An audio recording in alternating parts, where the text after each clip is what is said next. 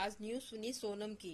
वही सोनम जो राजा और सोनम इंदौर से जाते हैं शिलोंग अपने हनीमून पीरियड के लिए। शिलोंग को वो चुनते हैं डेस्टिनेशन को, और एक न्यूज आती है कि वो मिसिंग है, और कुछ टाइम बाद पता लगता है कि राजा का मर्डर हो गया और वो खाइयों में मिला, उसका जो शव है वहां मिलता है, और सोनम का कुछ अता पता नहीं होता है। तो इंड्यूशन तो मुझे उसी वक्त थोड़ी सी आई थी कि कहीं सोनम का हाथ तो नहीं है इसके पीछे, क्योंकि बहुत सारी चीजें ऐसी है जो आजकल चल रही हैं दुनिया में, जैसे कि कोई नीले ड्रम में डाल के काट के भर रहा है, कोई किसी को फ्रिज में मार रहा है, फ्रिज में डाल के भर रहा है, कोई नहर में, कोई जंगलों में।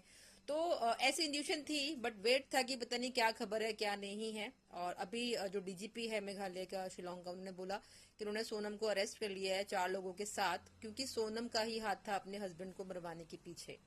तो ये न्यूज सुनने के बाद मेरा दिमाग मतलब एकदम से ऐसे खनक उठा कि क्या है ये।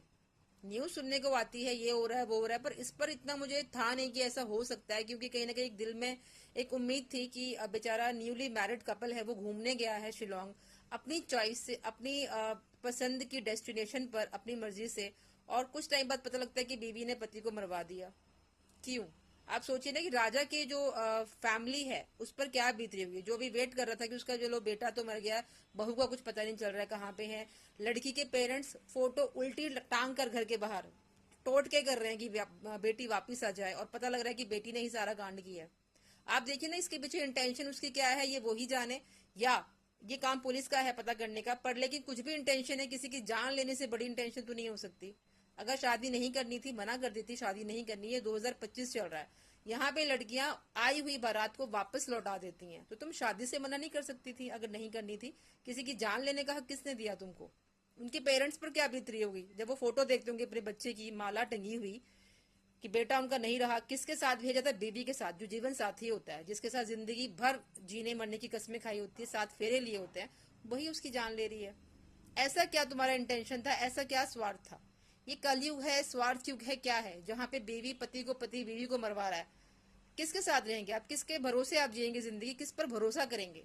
ये वक्त कैसा है? मेरे दिमाग में तो मतलब ऐसा है कि भाई क्या टाइम आ गया यार, किस पर भरोसा करें? जिससे शादी कर रहे हैं वही दुख दे रहा है, वही हर्ट कर रहा है, वही मार रहा है, वही जान ले रहा है। किसके भरोसे आप जिएंगे? अकेले जिंदगी जिएंगे क्या? इससे बेटर तो अकेले जियो। क्यों शादी कर रहे हो? यही तो रिश्ता था जो धरती पर आकर बनता है, और उसी को इतना मटमैला कर दिया लोगों ने। क्या हो गया जनरेशन को हमारी आज की कि सोचती भी नहीं है कुछ गलत कदम उठाने से पहले। कुछ हस्बैंड सुसाइड कर रहे हैं बीवी की बेवफाई की वजह से, कुछ बेबियां हस्बैंड्स को मरवा रही हैं, कुछ बेबियां मर रही हैं। क्यों? मना कर दो यार, कुछ नहीं, जिस रिश्ते में नहीं जाना मना करो, पीछे हटो, पर मत करो वैसे। मैं कहती हूँ उन लोगों को कदर करनी चाहिए जिनको एक अच्छा लाइफ पार्टनर मिला है, लॉयल, जो आपसे प्यार करता है, जो आपके लिए हर संघर्ष में, आपके दुख में सुख में साथ खड़ा है, उसी कद्र कीजिए। आज के टाइम पर लॉयल पार्टनर मिलना बहुत मुश्किल बात हो गई है, बहुत ही डिफिकल्ट चीज है ये, कि नहीं मिलता है। पर जिनको मिलता है वो कद्र नहीं करते। कद्र कीजिए उनकी, कि आप बहुत खुश नसीब है कि आपको ऐसा पार्टनर मिला है। प्लीज मेरी इस बात पर ध्यान दीजिएगा। जब नहीं तो फिर क्या होगा? ऐसे ही पार्टनर्स जब मिलेंगे ना दूसरे को, जो नीले ड्रम में, फ्रिज में, नहर में, जंगलों में मार काट के फेंकते हैं, यही होता रहेगा फिर। तो कद्र कीजिए अपने लाइफ के जो लॉयल पार्टनर्स हैं उनकी, और जिनसे शादी नहीं करनी है, उस रिश्ते से निकलना है, दूर हो जाइए, अलग हो जाइए, छोड़ दीजिए एक दूसरे को। पर जान लेने का हक किसी का नहीं है किसी की। Please, shame on Sonam, seriously.